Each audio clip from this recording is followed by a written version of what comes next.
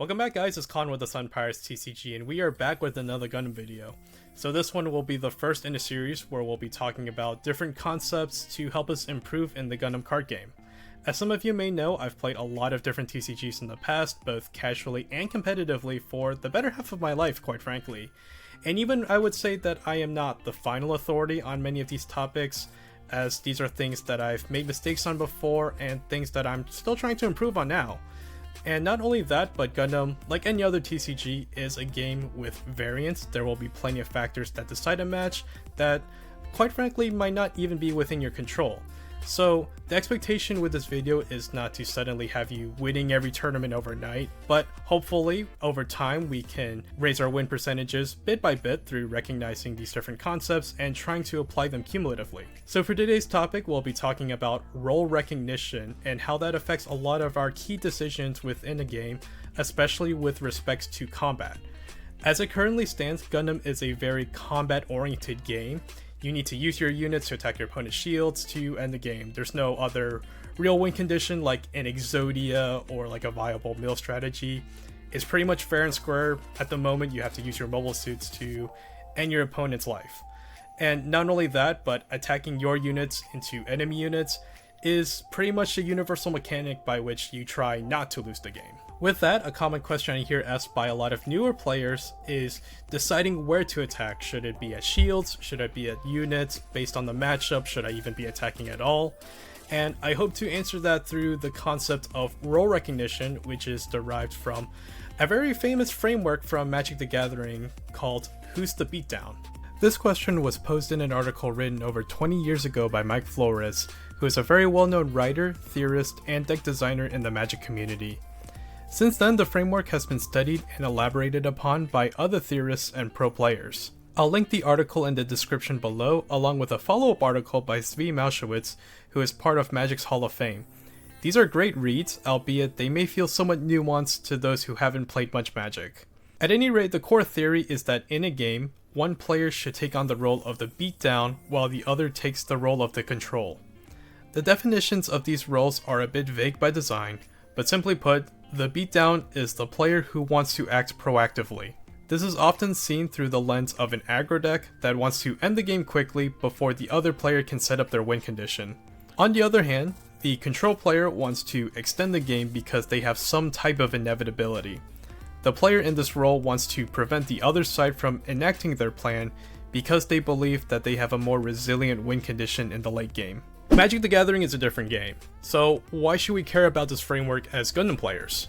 Who's the Beatdown can be applied to just about any TCG where there's a wide spectrum of decks and strategies that try to win at different speeds and varying levels of interaction.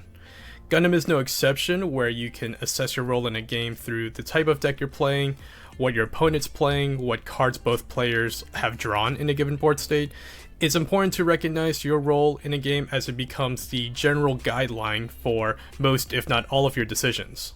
So let's tie this concept into Gundam. We'll use the classic matchup of Green-Blue Zeon Aggro versus Blue-White Freedom Blockers. In this example, Green-Blue will typically take the role of the beatdown, where it is primarily attacking shields to end the game before the Blue-White player can establish its best units. As the aggro player, it's not ideal to be attacking the blue-white player's rested units unless that unit threatens to neutralize too many of your units. A great example is using your RX-78 link pair to rest and swing into an Elfrith, as that unit could block and or attack profitably into at least two of your other smaller units. On the other hand, it may still be worth attacking into shields with your team, even if your opponent has a profitable block. In this graphic, it might feel bad to let one of your units get destroyed by an Elfrith, but your deck has so many cheap units to where if you can establish 2 or even 3 more threats thereafter, your opponent might not be able to deal with everyone due to the limited resources they have at that point. Now, let's talk about the other side as blue-white blockers. This side of the matchup usually takes the role of the control deck. Your main objective as the blue-white player is to both preserve your shield count and efficiently remove threats from the aggro player's board by blocking and or attacking into rested units. Very rarely will the blue-white player be attacking shields, as they don't want the blue-green deck to potentially gain more cards through the burst effects of pilots and bases. For the large majority of this matchup, the focus is to not lose rather than to win. This ties back to the concept of inevitability, where as the game goes longer, the blue-white deck gains more value from having more resources to work with. This is because the average card in the blue-white deck is significantly stronger than the average card in the blue-green deck, assuming both players have plenty of resources to play all of their cards. With enough time, the blue-white player can lay out a wall of blockers like Elfrith, Ailstrikes, and Freedom, while the blue-green player is still drawing Zaku's and Rickdoms. Once the blue-green player is left with little to no avenues to win the game, the blue-white player can then focus on ending the game by chipping down a few shields across a couple of turns, and then using a full board of units to win in one fell swoop. So I know this may seem like I'm just stating the obvious with the examples I just gave, but it does illustrate one of the main factors you consider when assessing your role in a game, which is just how the decks are built on both sides.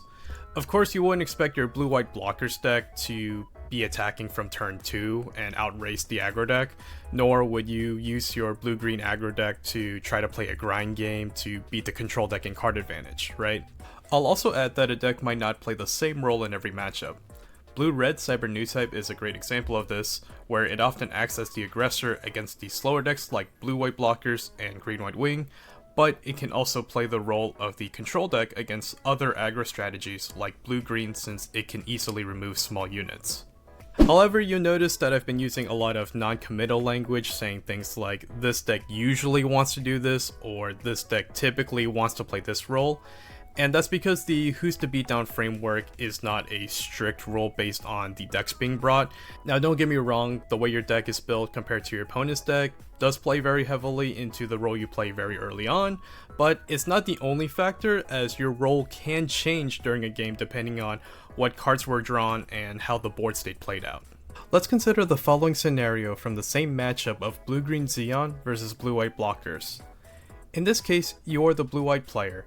Let's say you finally stabilized the board by turn 7, but your opponent had a pretty good start and managed to put you down to 0 shields. Knowing this matchup, you should be worried about your opponent having a Char Link pair which can attack you for lethal thanks to the high maneuverability, and there isn't a permanent way to prevent it with the current card pool. In this case, the blue-green Xeon player has the inevitability, because if the game goes arbitrarily long, they will eventually draw the Char Link pair to end the game.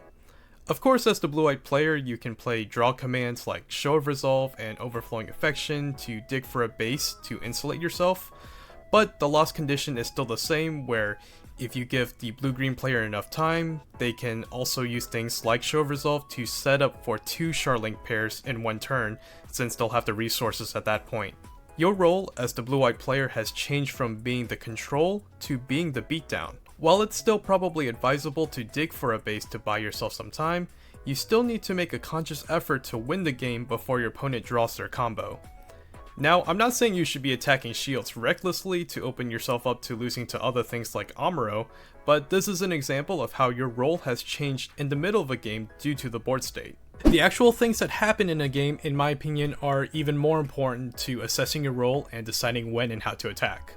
Sure, some decks prefer to take one role over another for the majority of games, but as players it's important for us to be flexible instead of just blindly fighting for the same position all the time. For example, in a matchup of aggro versus aggro, if both players are just blindly attacking shields, no one's actually attacking into units, then someone is probably making a mistake. It'll just devolve into a race on who got to play the first unit and who got to attack first. Personally, the way I like to assess my role is by first asking myself who has the inevitability, as we have discussed so far. Of course, it's easier said than done, since inevitability can change hands throughout a game, and it might not be very clear until after a few turns have passed depending on what cards were drawn on both sides. This is probably best illustrated in a mirror match, especially when it's a true 50 card mirror, since then the decks really don't determine your role in the matchup. At that point, we'd have to consider who went first or who went second, what were the opening hands, what cards were drawn thereafter, and even what burst effects came out of shields. This time we'll look at the blue-green Xeon mirror match. Let's say it's our turn as player A on the bottom. We've done a pretty good job being ahead in the race for shields, but our opponent is ahead on board and has more cards in hand while we just have a Char Link pair in our hand. I think this one is a pretty clear example of when we should attempt to attack for lethal damage and hope they don't hit a base as the last shield. It might be tempting to trade your units into your opponent's board to prevent yourself from dying on their turn, but that actually plays into their benefit since they use their remaining units to clear your board on the crackback, leaving you with nothing left. While you won't take lethal damage on that turn, your opponent still has a good amount of cards in hand and will more than likely rebuild their board much faster than you can. In other words, the opponent has a form of inevitability through the card advantage they have at this point. Again, this is a fairly easy decision I laid out, but it does illustrate how we had presumably played the role of the aggressor up to this point since we were winning the damage race, and it would be incorrect for us to pivot to a controlling role since we did not have the inevitability. Now let's look at a scenario for the opposite role. Your opponent on the top had a really aggressive start where they went second, used the EX resource to play 2 1-drops on their first turn, and then played 2 more 1-drops on their second turn while hitting you down to 5 shields. We had a decent start ourselves with a couple of 1-drops on turn 2, followed by 2 more bodies on the current turn. So here we have a choice of attacking shields or their rested units. We could mirror their play and attack them down to 5 shields as well, but then they would have 4 attacks next turn, and then we would likely be forced to attack back into their board next turn anyway. Going down this pathway opens us up to losing to our opponent being able to continue playing multiple units per turn and or having link pairs to close out the game. This presents the point I made before where we can't just copy the same role as our opponent or we'll probably just lose the race. With that being said, I think it would be better to take the controlling route and attack into their board since we have a good follow-up with RX-78 and Amuro to take back some more tempo on the following turn. From our perspective, we have a form of soft inevitability with having multiple copies of RX-78 to eventually take over the board, plus Show of Resolve to provide some card advantage and hopefully dig us into some more Amuros or bases to keep us alive. You'll notice I called this a soft inevitability since this dynamic can change depending on what our opponent draws. Once again, the example scenarios I made in this video are pretty simple, and that's for the sake of clearly showing the concept of role recognition in action. I'm sure there are metafight guides out there for each specific matchup that go into extensive detail of all the play-by-plays, but I wanted to present something that could be applied to a wider scope and still be relevant as new cards get printed and new decks pop up. To summarize, the framework of role recognition and who's to beatdown is meant to be a guideline for your decisions. It keeps you on the right track for understanding why you are making a certain play, and again, a player's role is fluid from game to game, even from turn to turn actually. There's a lot of factors that go into it, like what the matchup is between the decks that are being brought to the table, who went first or second, what cards were drawn, and a lot more. Quite frankly, a lot of the factors I just listed could be their own video topics, which we probably will make some of those. But if there's one thing I want you all to take away from this topic, it's to ask yourself the question, who wants the game to end sooner, and who is content with the game going longer? I mostly talked about this model with respects to where and when you should be attacking, but honestly this framework applies to a lot of other aspects. I've seen other sources on the Magic the Gathering side that define the beatdown role as the player that wants to change the game state significantly, which is not limited to just attacking the other player. For this video, I just adjusted the definitions and examples to being about combat since, like I said in the beginning, it's currently such an integral part of Gundam Card Game. As I mentioned before, I still suggest checking out the other articles I linked down below. Even if they are focused around Magic, they still offer great insights that can be applied to other games. I tried my best to translate these concepts to Gundam's mechanics, which did end up narrowing down and even somewhat shifting the scope of some of these definitions, since Gundam is, a much newer game. At any rate, you all have listened to me ramble long enough, so let me know your thoughts down in the comments below. Also, remember to like and subscribe if you like content like this. We can definitely do more. And as always, thank you so much for watching, and we will see you in the next one.